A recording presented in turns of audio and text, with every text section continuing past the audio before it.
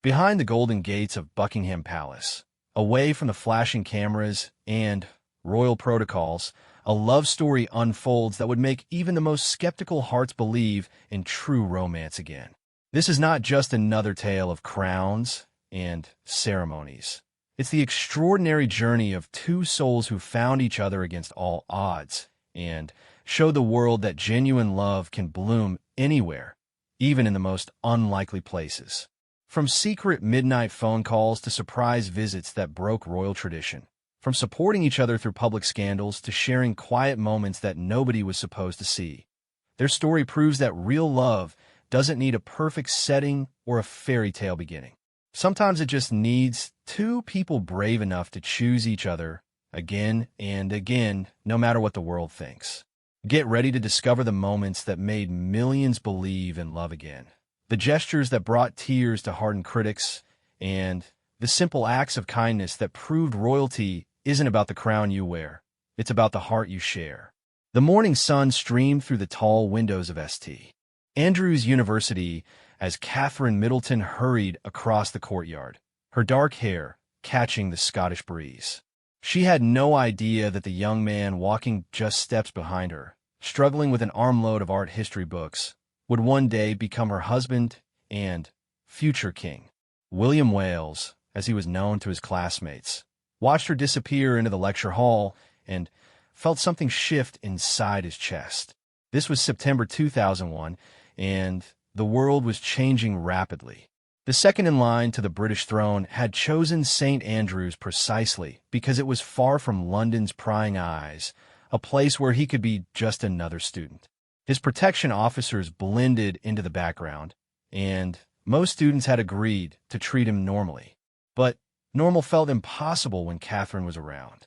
Their first real conversation happened 3 weeks later at a charity fashion show.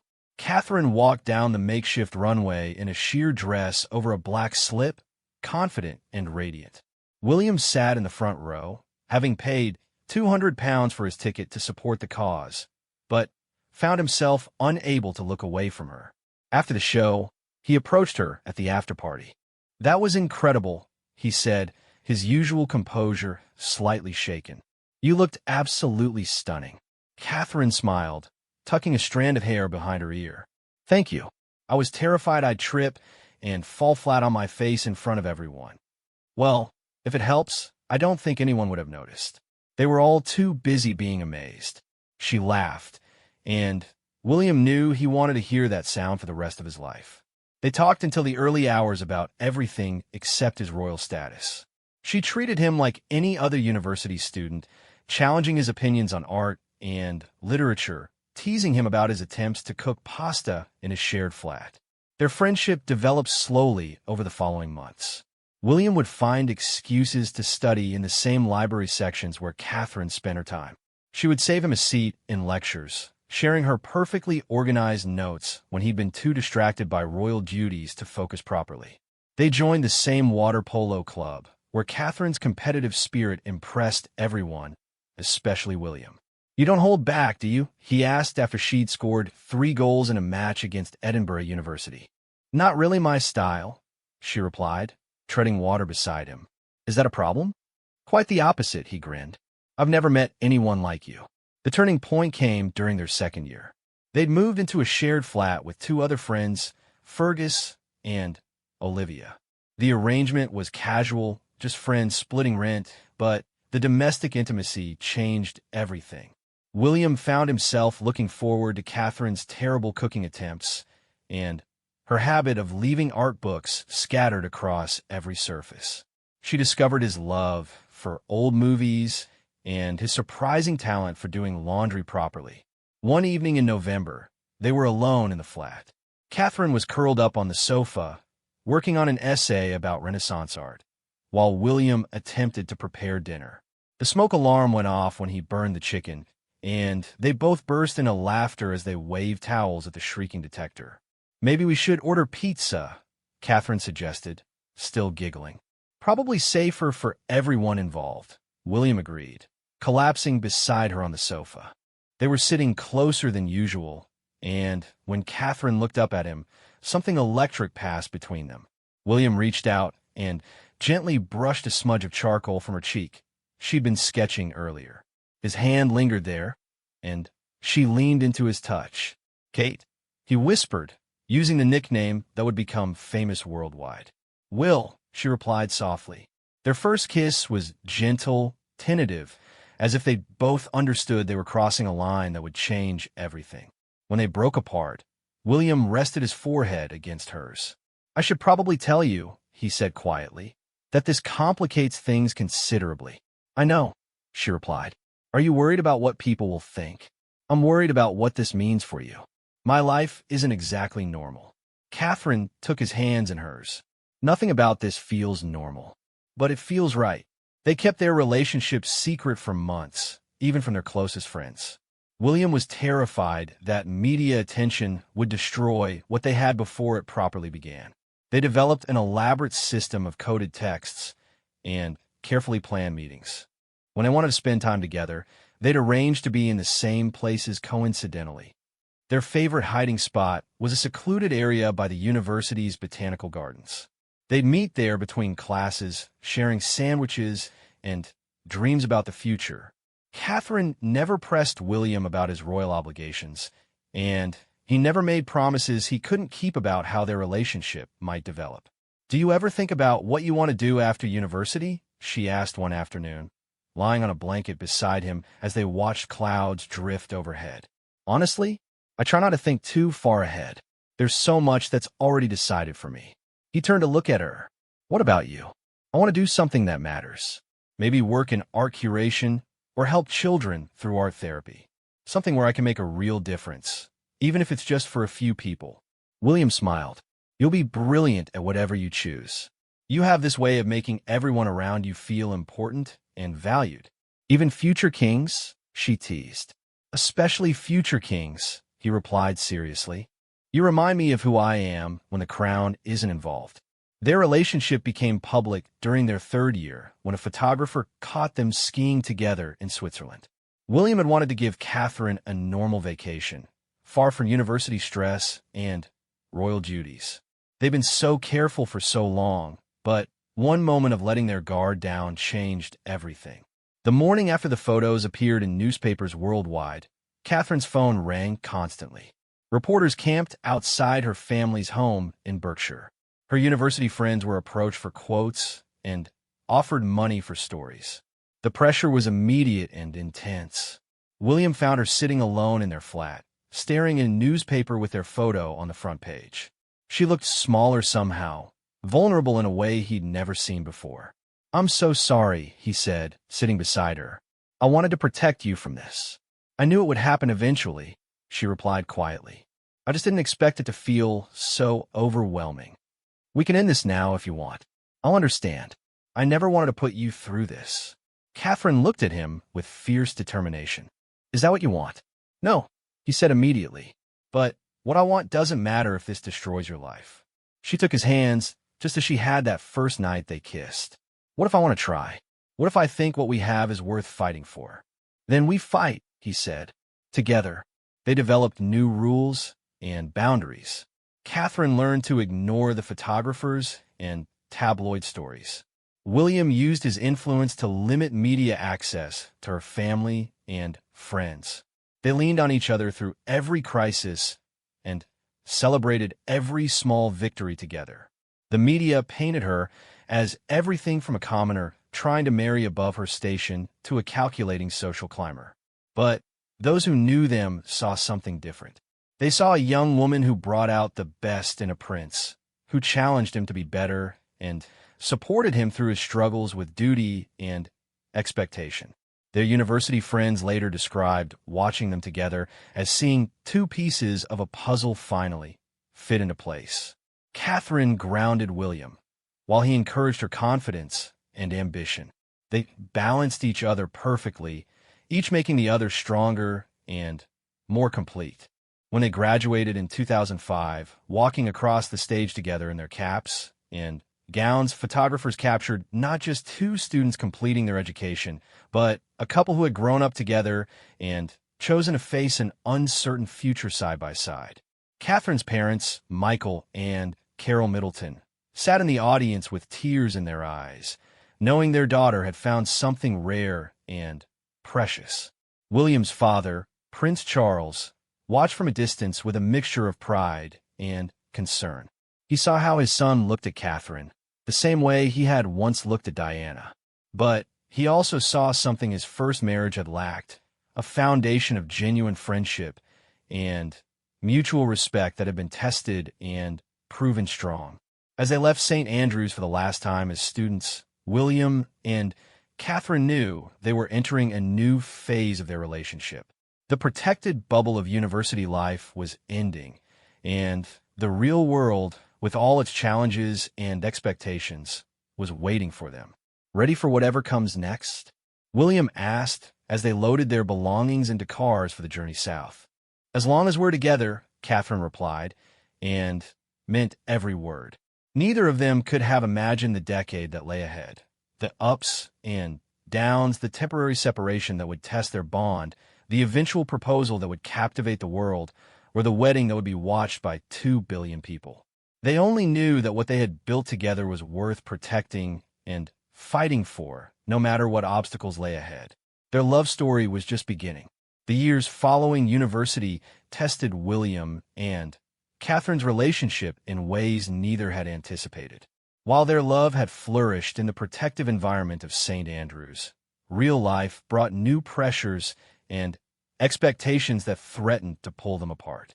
William entered military training at Sandhurst Royal Military Academy, while Catherine moved to London to work for her family's party supply business and later as an accessories buyer for Jigsaw clothing chain.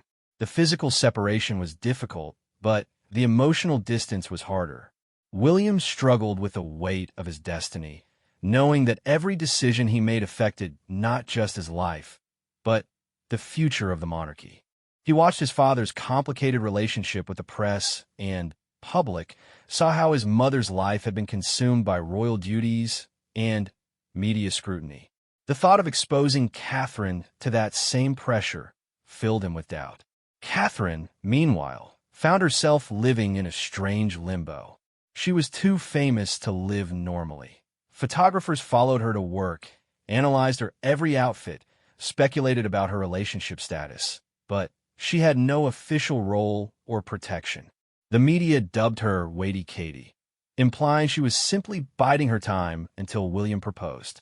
The nickname stung, but she endured it with grace, never complaining publicly or seeking sympathy. Their relationship became a careful dance of stolen moments and secret meetings. William would visit Catherine's flat in Chelsea when his military schedule allowed, usually late at night to avoid photographers. They'd order takeaway and watch movies, try to recapture the easy intimacy they'd shared at university. But the outside pressures were always there, an invisible weight on every conversation. Sometimes I wonder if we're fighting a losing battle.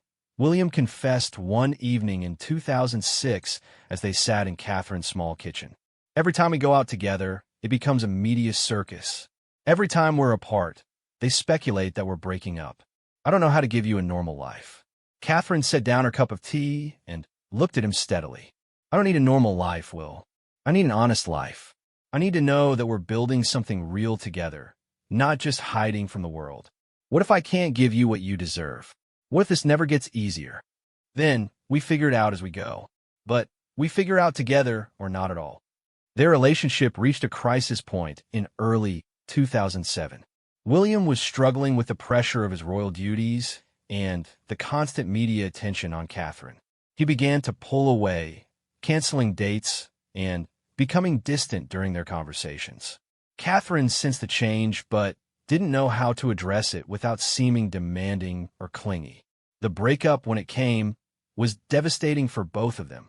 William convinced himself it was the right thing to do, that he was protecting Catherine from a life she hadn't chosen and might come to regret. Catherine was heartbroken, but tried to maintain her dignity, focusing on her work and friendships while the media speculated endlessly about what had gone wrong. I think we need some space, William had said during what would be their last conversation for several months. They were walking along the Thames, a rare moment when no photographers were in sight. "This isn't fair to you, Kate. You deserve someone who can give you a normal relationship, a normal future." "Don't I get a say in what I deserve?" she asked, stopping to face him. "Don't I get to decide what I'm willing to sacrifice for love?" "This isn't just about sacrifice. It's about reality.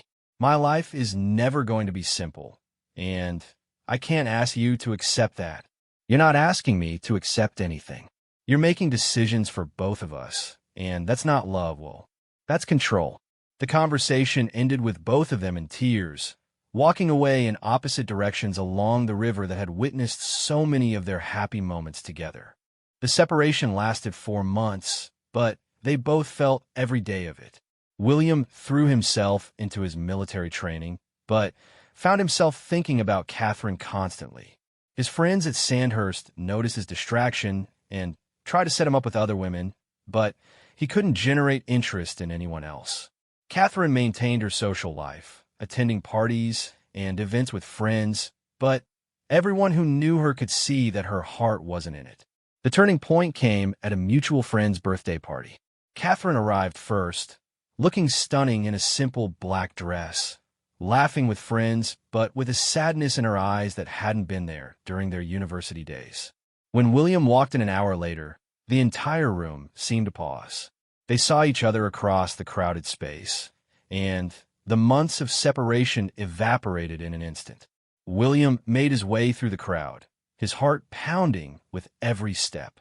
When he reached her, they stood facing each other in silence for a moment that felt like an eternity. "Hello," he said quietly. "Hello," she replied, her voice barely above a whisper. "Would you like to get some air?" They stepped onto the terrace, away from the party noise and curious eyes. London sparkled below them, millions of lights creating a backdrop for what would become one of the most important conversations of their lives. "I've been an idiot," William said without preamble. "The biggest idiot in the history of idiots." "That's quite an accomplishment," Catherine replied, a hint of her old humor returning. "Kate, I'm sorry. I'm sorry for making decisions without you, for assuming I knew what was best for both of us. I'm sorry for wasting 4 months when we could have been figuring this out together." "What's changed, Will?" "The pressure is still there. The media attention hasn't gone away. Your future is still the same. What's changed is that I realized none of that matters without you. I'd rather face all of it with you beside me than face a lifetime of being safe and miserable without you." Catherine looked out over the city, considering his words carefully. "If we do this again, we do it properly. No more making major decisions alone. No more pushing me away when things get difficult. If you're in, you're all in." "I'm all in," he said immediately. "If you'll have me back, I'm completely, utterly all in." She turned to face him, and he saw forgiveness and love in her eyes, but also something new, a strength that hadn't been there before. The separation had changed her too, made her more certain of what she wanted and what she wouldn't accept. "I love you, Will. I never stopped loving you. But I won't be your escape route anymore. I won't be the person you run to when royal life gets too much and the person you abandon when it gets complicated. I understand. And I promise you that's not what this is. This is me choosing you, choosing us because I finally understand that you don't make my life more complicated. You make it worth living." Their reconciliation was gentle and careful. They both understood that this was their last chance to get it right, and they approached their renewed relationship with maturity and intentionality that hadn't been there before. William was more open about his struggles with royal duty, while Catherine was more honest about her needs and expectations. The media noticed immediately when they appeared together again at events. But something had shifted in how they presented themselves as a couple. There was a new confidence there, a sense that they had weathered a storm and emerged stronger. William was more protective of Catherine, but also more willing to include her in his public life. Catherine carried herself with increased poise, comfortable in her own skin in a way she hadn't been before. Their families watched the reunion with cautious optimism. The Middleton family had been heartbroken when the relationship ended, having grown to love William like a son. The Queen, who had always liked Catherine but worried about her son's happiness, began to see that this young woman might actually be exactly what William needed. Prince Harry, who had become close to Catherine during the early years of her relationship with his brother, was particularly relieved. "You two are much better people when you're together," he told them during a family dinner at Clarence's house. "Separately, you're both disasters." "Thanks for the vote of confidence," William replied dryly. "Just being honest," Harry grinned. "Kate makes you less serious, and you make her more confident. It works." The months following their reconciliation were some of the happiest of their relationship. They traveled together more openly, attending weddings and events as a proper couple. William introduced Catherine to more of his royal duties, bringing her to charity events and military functions. She met his patronages and began to understand the scope of work that would one day be hers. Catherine also began to find her own voice during this period. She started volunteering with children's charities, discovering a passion for early childhood development that would later become central to her royal work. William loved seeing her come alive when working with children, the way her natural warmth and empathy made her a magnet for young people. "You're going to be incredible at this," he told her after watching her spend an afternoon reading to children at a London hospital. "They adore you, and you're so natural with them." "It doesn't feel like work," she replied. "It feels like the most important thing I could be doing." As 2008 progressed, it became clear that William was preparing for the next step. He consulted with his father and grandmother about marriage, seeking their blessing and advice. More importantly, he began planning something that would honor both his royal heritage and Catherine's wishes for their relationship. The ring, his mother's famous sapphire and diamond engagement ring, had been in his possession since Diana's death, waiting for the right moment and the right person. As he held it one evening, turning it over in his hands, he thought about the love story it represented and the love story he was building with Catherine. Princess Diana had worn the ring with such pride and joy, but her marriage had ultimately ended in tragedy. William was determined that his and Catherine's love story would have a different ending, one built on friendship, mutual respect, and the kind of deep understanding that only comes from weathering difficulties together. The proposal, when it finally came, would be perfect in its simplicity and meaning. But first, William wanted to ensure that Catherine fully understood what she was accepting. Not just a marriage, but a life of service, a future as queen, and the knowledge that their love story would belong as much to the world as it did to them. In the quiet moments they shared during this period, William often marveled at how far they had come from those nervous university students who had first fallen in love at St. Andrews. They had grown up together, faced adversity together, and chosen each other again and again despite every reason to choose an easier path. Catherine had proven that she could handle the pressure, the scrutiny, and the sacrifice required to love a future king. William had learned that real love meant partnership, not protection, that Catherine was strong enough to face whatever came their way, as long as they faced it together. As 2009 began, both of them knew that a proposal was coming. They had talked about marriage, about the future, about children and duty and dreams. All that remained was making it official and finding the perfect way to begin the next chapter of their extraordinary love story. The proposal that would captivate the world happened in the most remote and beautiful place William could imagine, a wooden lodge beside Lake Alice in Kenya, surrounded by the magnificent landscapes of the African continent that held such special meaning for the royal family. It was October 2010, and William had planned everything meticulously, carrying his mother's engagement ring in his backpack for 3 weeks, waiting for the perfect moment. Catherine had fallen in love with Kenya from the moment they arrived. The vast skies, the incredible wildlife, and the warm hospitality of the local people created a magical backdrop for what she thought was simply another romantic getaway. They spent their days hiking through conservancies, watching elephants at watering holes, and talking about everything and nothing as they had always done. "This place is incredible," Catherine said as they sat beside the lake on their final evening, watching the sun set over the water. "I feel like we're at the edge of the world here." "That's exactly what I was hoping for," William replied, his heart racing with nervous excitement. Somewhere that feels like it's just ours. He had been carrying the ring for so long that it felt like a physical weight. Every romantic moment over the past 3 weeks had seemed like a possibility, but something had always felt not quite right. Too many people around, too much activity, too much pressure. This moment with just the two of them and the vast African landscape felt perfect. "Kate," he said, turning to face her as the sky blazed orange and pink above them. "Do you remember what you said to me when we got back together? About being all in?" "Of course," she replied, something in his tone making her give him her complete attention. "Well, I want to be all in with you. Not just for now, not just until things get complicated, but forever.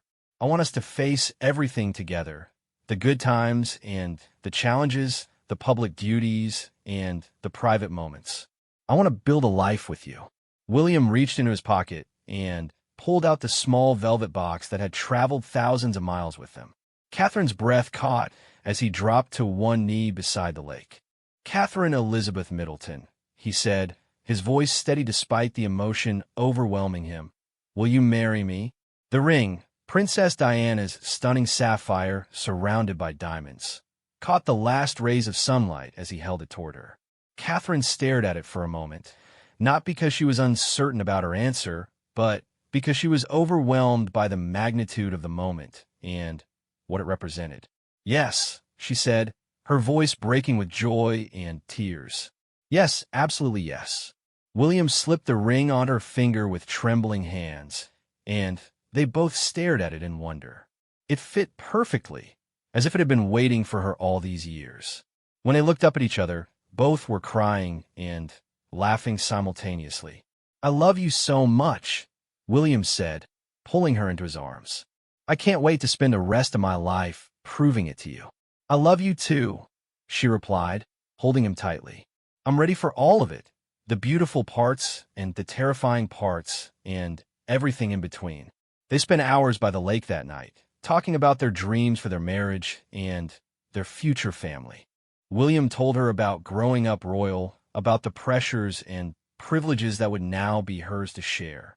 Catherine talked about her hopes for their children, how she wanted them to have normal experiences alongside their royal duties. "I want them to know what it feels like to be muddy from playing in the garden," she said.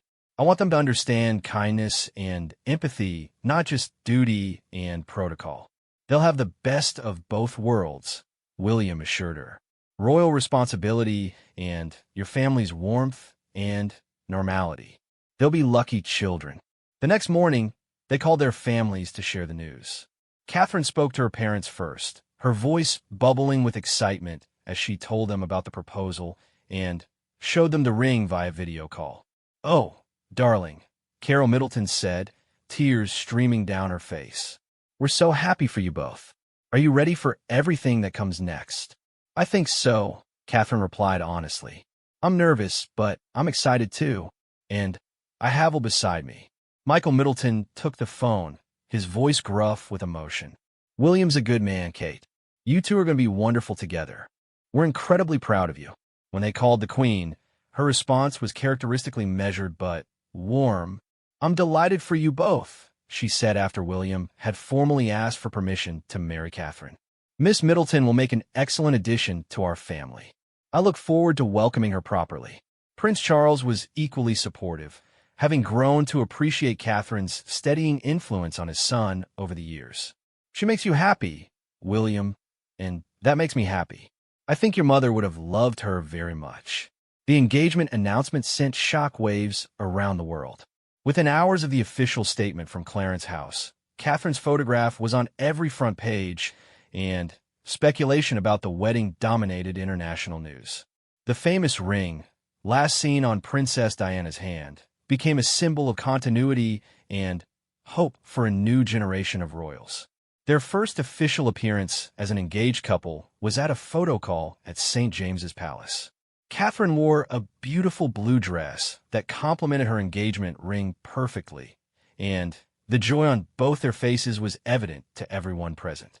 The questions from reporters were respectful but probing, and Catherine handled them with grace and humor. "Are you nervous about becoming part of the royal family?" one journalist asked. Obviously, it's a huge transition, Catherine replied thoughtfully. But I have William beside me, and his family has been incredibly welcoming. I'm excited about the opportunities it will give me to support causes I care about. How long did you know the proposal was coming? Another reporter inquired with a smile. I honestly had no idea, she laughed, looking at William. He kept it completely secret, which is quite impressive given how bad he usually is at surprises. Thanks very much, William interjected with mock indignation, causing everyone to laugh. The interview revealed their easy chemistry and genuine affection for each other. William's protective instincts were clearly visible, but so was his respect for Catherine's ability to handle herself.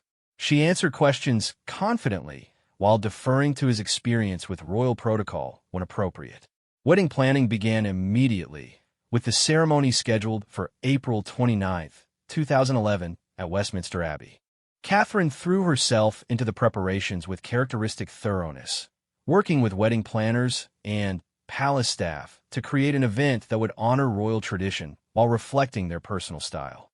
I want people to feel included, she told the wedding planners during one of their early meetings. This isn't just about us. It's about hope and celebration and bringing people together.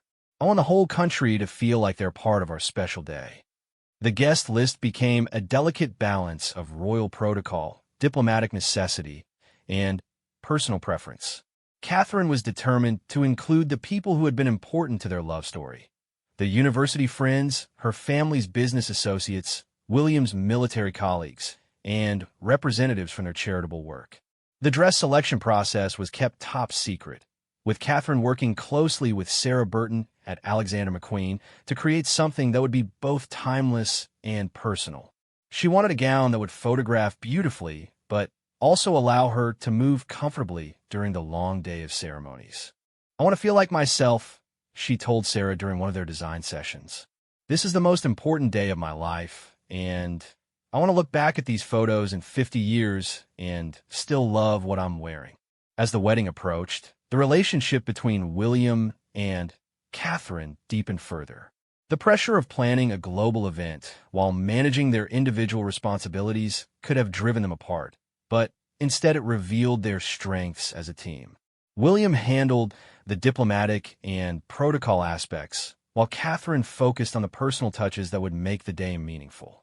They spent quiet evenings together in William's apartment at Clarence House, going over seating charts and menu selections, but also talking about their hopes for married life. Both had seen royal marriages fail, and they were determined to build something different. What scares you most about being married? Catherine asked him one evening as they worked on writing their own vows. Letting you down, William replied immediately. Disappointing you or making you regret choosing this life. What scares me is losing ourselves in all the protocol and duty, she admitted. I want us to always remember why we fell in love, even when we're surrounded by crowds and cameras. Then, we make a promise, William said, taking her hands. No matter how crazy life gets, we protect our relationship. We make time for each other, we stay honest with each other, and we never let the public parts of our life overshadow the private parts. Deal, Catherine agreed, sealing the promise with a kiss. The week before the wedding, London transformed into a celebration zone. Union Jack bunting appeared on every street. Souvenir shops sold commemorative items, and tourists from around the world gathered hoping to catch a glimpse of the couple or the wedding preparations. The atmosphere was joyous and hopeful, a sharp contrast to the economic difficulties many were facing. Catherine spent her final days as a single woman with her family at their Berkshire home, trying to stay calm and centered amid the global excitement. The magnitude of what she was about to undertake, marrying into the royal family, accepting a future role as queen, was overwhelming when she allowed herself to think about it too directly. You're going to be wonderful, her sister Pippa told her as they walked through the gardens where they had played as children. You've always been the strongest person I know, and you've never been happier than you are with William. Trust that. I know I love him completely, Catherine replied. And I know we're right for each other. Everything else, I'll have to learn as we go. That's all anyone can do, her mother added, joining them on the garden path. Marriage is a daily choice to love and support each other, royal or not. You and William have already proven you can do that. The night before the wedding, Catherine barely slept. She lay in her childhood bedroom, looking at her dress hanging nearby and her engagement ring sparkling in the moonlight. Tomorrow, she would become the Duchess of Cambridge. Someday, she would be queen. But tonight, she was still just Kate Middleton, the girl from Berkshire who had fallen in love with a prince and decided to build a life with him. Her phone buzzed with a final text message from William. "See you at the altar tomorrow, Mrs. Wales. I love you more than words can say." She smiled and typed back, "Can't wait to marry you. Sweet dreams, my darling." As she finally drifted off to sleep, Catherine's last thought was about the incredible journey that had brought her to this moment. From a university courtyard in Scotland to a lake in Kenya to Westminster Abbey, where tomorrow she would promise to love William for the rest of their lives, in front of 2 billion people watching around the world. The morning of April 29th, 2011, dawned bright and clear over London, as if the weather itself wanted to celebrate the royal wedding. Catherine woke early in her family's suite at the Goring Hotel, her heart fluttering with anticipation and nerves. This was the day she had dreamed about since William's proposal, but the reality of walking down the aisle of Westminster Abbey in front of 2 billion viewers worldwide felt surreal. Her preparation began at dawn with her hair and makeup team, who had been rehearsing the look for weeks. Catherine had chosen a relatively simple style, her hair half up with gentle curls framing her face, and makeup that enhanced her natural beauty without overwhelming her features. She wanted to look like herself on the most important day of her life.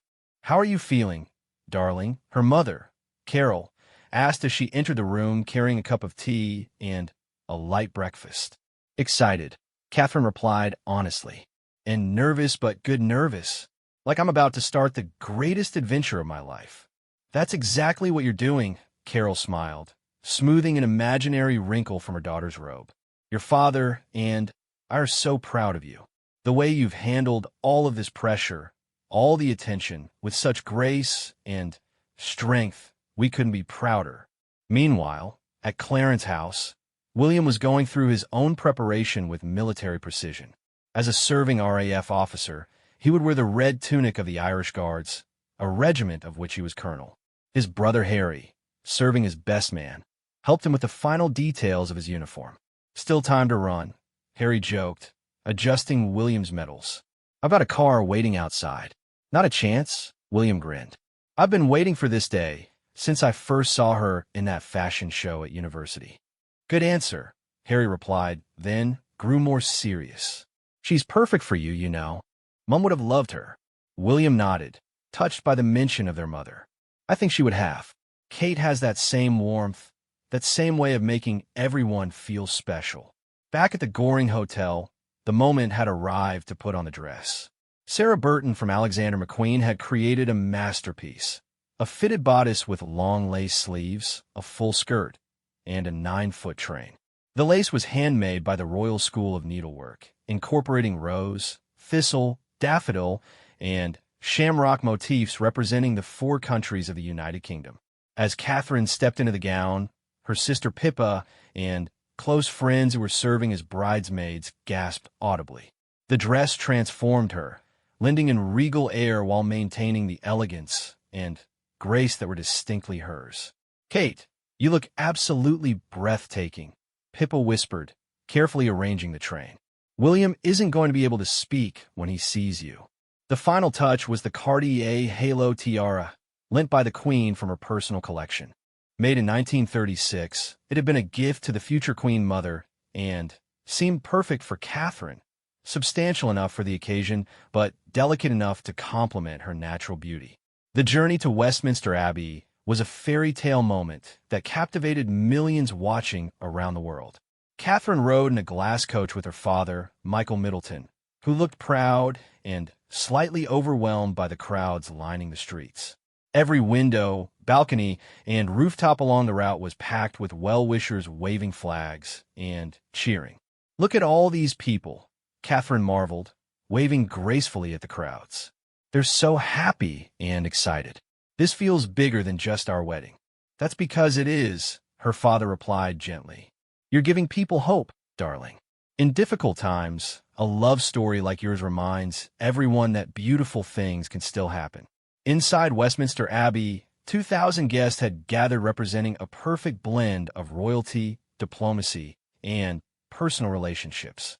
The Queen sat in the front row, resplendent in yellow, having given Catherine her blessing and genuine affection. Foreign royalty filled the historic pews, while Catherine's university friends and family members mixed seamlessly with heads of state and diplomatic officials. When the Abbey doors opened and the trumpet fanfare announced Catherine's arrival, a collective intake of breath swept through the congregation. She walked down the aisle with perfect posture and a serene smile, her eyes focused on William waiting for her at the altar. William's reaction was everything Pippa had predicted and more. His face lit up with pure joy and amazement as he watched his bride approach. When she reached the altar and her father placed her hand in William's, the prince whispered, "You look absolutely beautiful." "Thank you," she whispered back. "You don't look too bad yourself." The ceremony, conducted by the Archbishop of Canterbury, was both deeply traditional and personally meaningful. William and Catherine had written their own vows, though they kept them private, speaking them quietly to each other during the ring exchange. "I promise to love you completely and unconditionally," William murmured as he placed the Welsh gold wedding band on her finger. "To support your dreams and share your burdens, to laugh with you in joy and comfort you in sorrow, to be your partner in all things for all the days of our lives. I promise to stand beside you in duty and service," Catherine replied, her voice steady despite the emotion in her eyes. "To create a home filled with love and laughter, to encourage you in your work and celebrate your achievements, to build a life with you that honors both tradition and our own hearts forever and always." When the Archbishop pronounced them husband and wife, and William was invited to kiss his bride, the moment felt both intimate and historic. Their kiss was gentle, respectful, but filled with genuine love and joy that was impossible to miss. As they walked back down the aisle as the Duke and Duchess of Cambridge, the Abbey erupted in celebration. Catherine's train, carried perfectly by Pippa and the young bridesmaids, flowed behind her like a river of silk and lace. The organ music soared, and even the most protocol-conscious guests couldn't help smiling at the happiness radiating from the newlyweds. The carriage ride back to Buckingham Palace was a triumph. Catherine and William waved constantly at the cheering crowds, their faces glowing with happiness and relief that the ceremony had gone perfectly. The London crowds were the largest seen for a royal event in decades, with people camping out for days to secure prime viewing spots. "We did it," William said, squeezing Catherine's hand as they rode through the palace gates. "We did," she agreed, still hardly believing it was real. "I'm actually your wife now. Best job I've ever had." He grinned, making her laugh despite the formal setting. The reception at Buckingham Palace was an elegant affair, with the Queen hosting a lunch for the official guests. Catherine had changed into a second dress by Sarah Burton, a white satin evening gown with a circle skirt that was easier to move in for greeting the hundreds of guests. The Queen's speech was particularly touching, as she welcomed Catherine warmly into the family and spoke about the joy of watching William find such happiness. "Marriage is a partnership of equals," she said, raising her champagne glass. "I can see that William and Catherine understand this completely, and I wish them every happiness in their life together." Later that evening, Prince Charles hosted a private dinner and party for the couple's close friends and family. Catherine changed into a third outfit, a beautiful evening gown that allowed her to dance comfortably.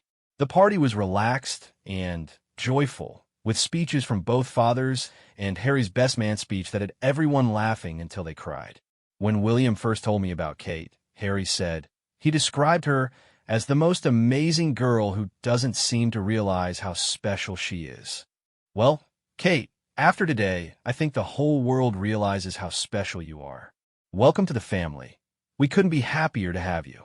The couple's first dance was to Your Song by Elton John, a choice that honored William's mother while celebrating their own love story. As they swayed together in the ballroom of Buckingham Palace, surrounded by everyone they loved most, both felt overwhelmed by gratitude for the journey that had brought them here. "Do you remember our first dance?" Catherine asked, thinking back to a university party that felt like a lifetime ago. "You mean when I stepped on your feet the entire time?" William replied with a grin. "Your technique has improved considerably," she teased.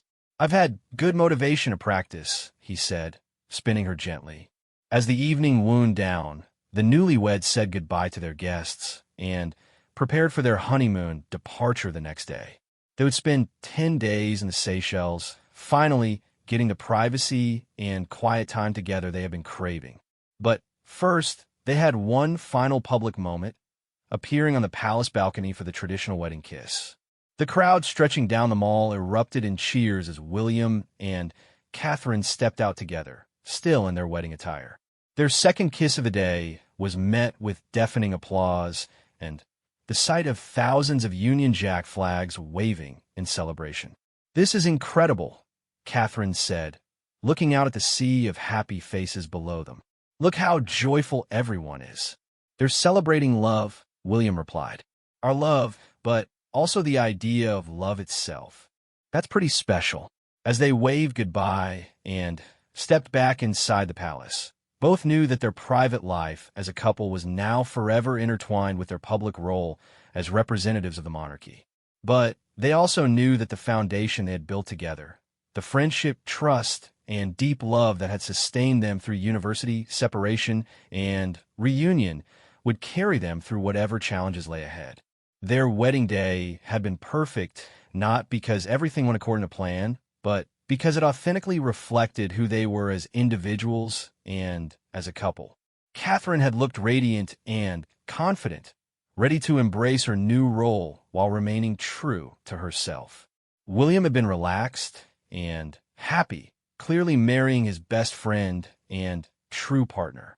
Later, as they settled into their private apartments for their first night as husband and wife, Catherine looked at her wedding ring beside her engagement ring and marveled at how much her life had changed in a single day.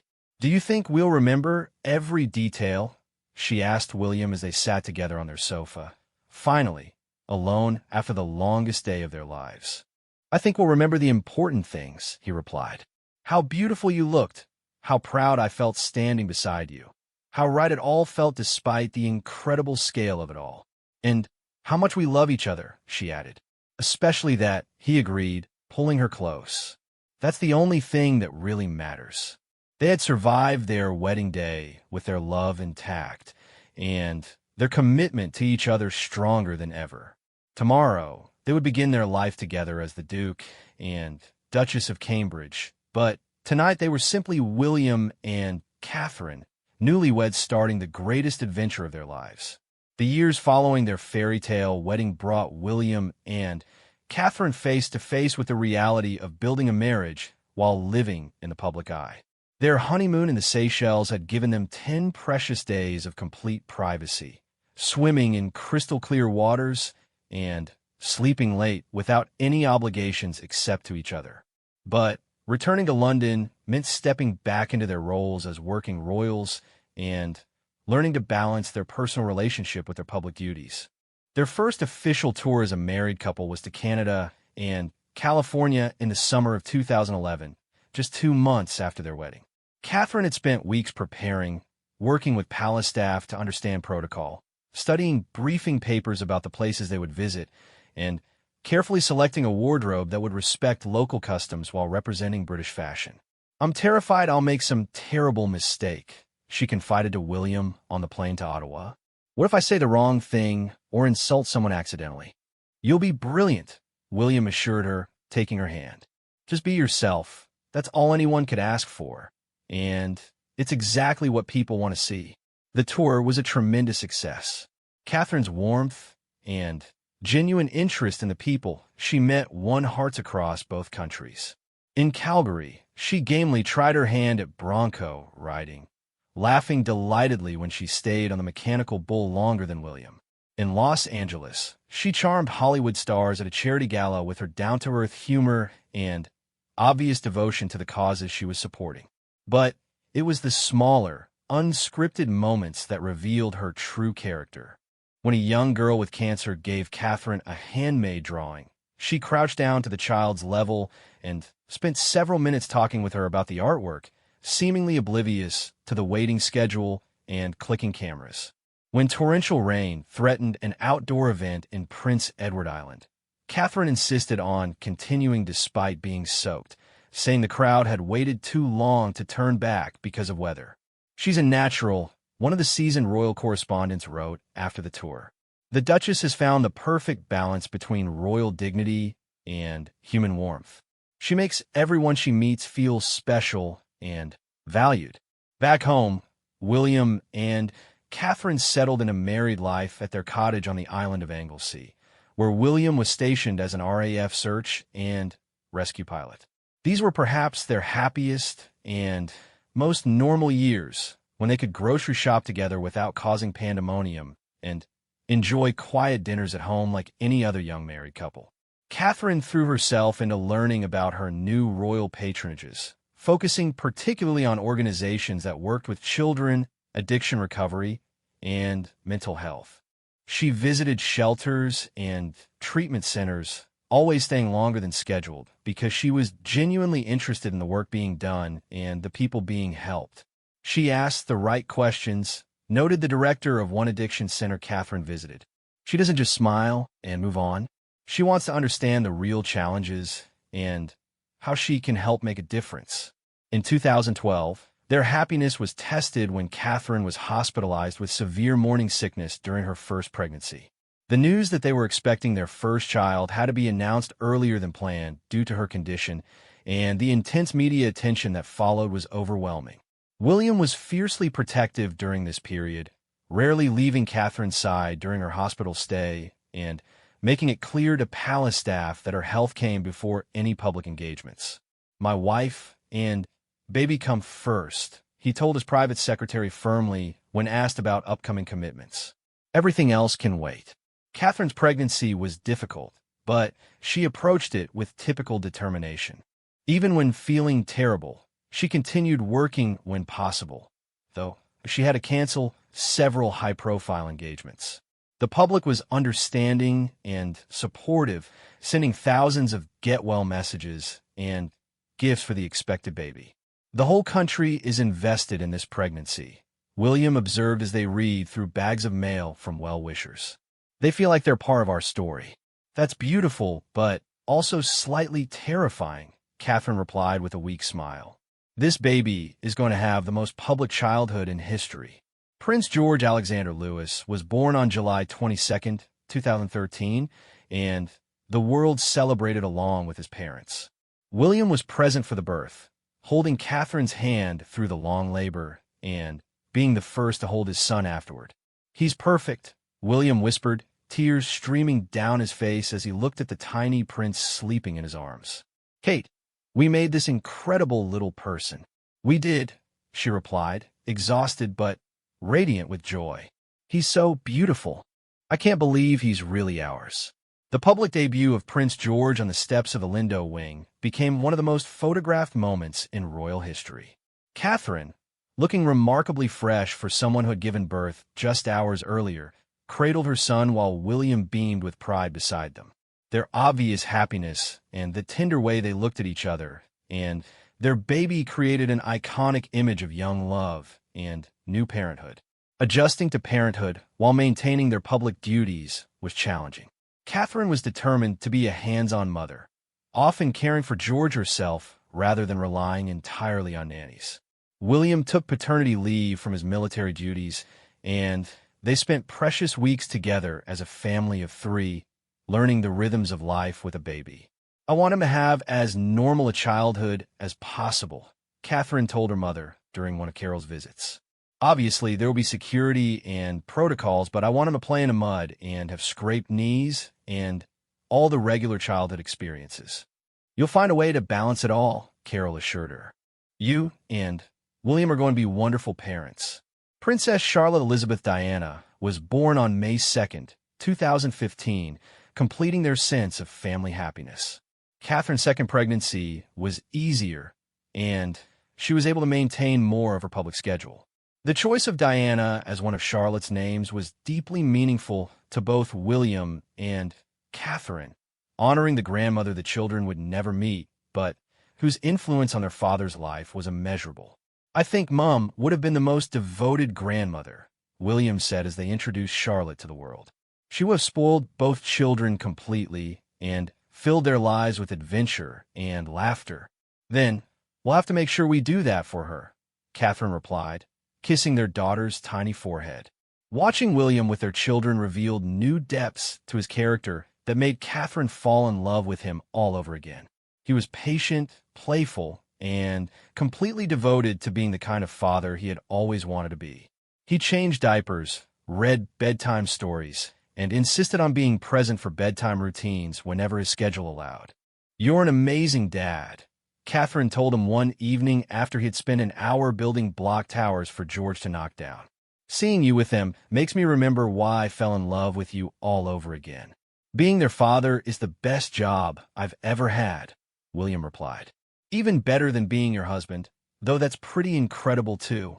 Prince Louis Arthur Charles joined the family on April 23rd, 2018, bringing even more joy and chaos to their household. By this time, Catherine had become completely confident in her role as a mother and as a working royal. She had developed her own causes and patronages, with early childhood development becoming her particular passion. Research shows that the first 5 years of a child's life are crucial for their future development, she explained during a speech at a children's center. "If we can support families and children during these critical early years, we can change entire life trajectories."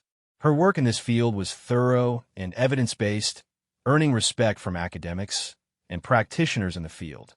Catherine approached her royal duties with the same methodical preparation she had brought to her university studies, but with the added warmth and empathy that made her naturally gifted at connecting with people. The challenges of royal life continued to test their relationship, but William and Catherine had learned to face them as a team. When unflattering photos or critical articles appeared in the press, they supported each other and focused on their work and family. When public opinion seemed divided on their choices or approaches, they stayed true to their own values and trusted that their sincerity would eventually win through. "We can't control what people say about us," Catherine observed during a particularly difficult media period. "We can only control how we respond and whether we stay true to our principles." "That's all anyone can ask of us," William agreed. "We're not perfect, but we're genuine and we're committed to serving well." One of their most heartwarming traditions became the annual Christmas card photos, which showed their family in relaxed, candid moments. Unlike formal royal portraits, these images captured them as they really were, parents who clearly adored their children and each other. George, Charlotte, and Louis grew up before the public eye, but their parents' careful balance of exposure and privacy allowed them to develop their own personalities while learning their future roles. "They're such normal children despite their extraordinary circumstances," observed one of Catherine's close friends. "George is serious and thoughtful like William. Charlotte is confident and spirited, and Louis is pure mischief. Kate and William have managed to raise them with such lovely, grounded personalities." The family's move to Adelaide Cottage in Windsor in 2022 represented their commitment to giving their children a more settled base for their education, while still fulfilling their royal duties. Catherine had researched schools carefully, visiting potential options herself, and talking with other parents about their experiences. "I want them to have excellent education, obviously, but also to develop empathy and understanding of different perspectives," she explained to William. "They need to understand their privilege, but also their responsibility to use it well. As their children grew older, William and Catherine began including them more in their public duties when appropriate. The children's appearances at events like the Platinum Jubilee and the King's coronation showed them learning to balance being normal children with their roles as young royals. "Look at Charlotte," Catherine whispered to William as they watched their daughter confidently greeting foreign dignitaries at a state banquet. "She's so poised for someone so young." "She gets that from her mother," William replied proudly. All three of them do. Their 20th wedding anniversary approaches with William and Catherine more in love than ever, their relationship deepened by shared challenges and joys. They have navigated parenthood, loss of beloved grandparents, family controversies, and the constant pressure of public life while maintaining their connection to each other and their commitment to service. "Sometimes I look back at our university days and marvel at how far we've come," Catherine reflected during a rare, quiet evening together. "Did you ever imagine we'd build something this beautiful?" "I hoped," William replied, pulling her close. "But even in my wildest dreams, I couldn't have imagined how perfect our life together would become." Their love story continues to inspire people around the world, proof that real love can flourish even under the most intense scrutiny. They have shown that a modern royal marriage can be both a genuine partnership and an effective platform for service. Their children are growing up confident and kind, prepared for their future roles, but grounded in love and normal family experiences. As they look toward the future, William's eventual role as king, Catherine's as queen consort, and their children's preparation for lives of service, they face it together with the same trust and commitment that has sustained them through 15 years of marriage. Their greatest accomplishment is not their public success or their beautiful family, but the enduring love story they continue to write together every day. "We're not perfect," Catherine had said in a rare interview about their marriage, "but we're perfect for each other, and we're committed to growing and learning together for the rest of our lives." Their journey from university sweethearts to the future king and queen of England has been extraordinary, but at its heart, it remains beautifully simple. Two people who chose love, chose each other, and continue choosing each other every day. That choice, made again and again through joy and challenge alike, is perhaps the most heartwarming moment of all.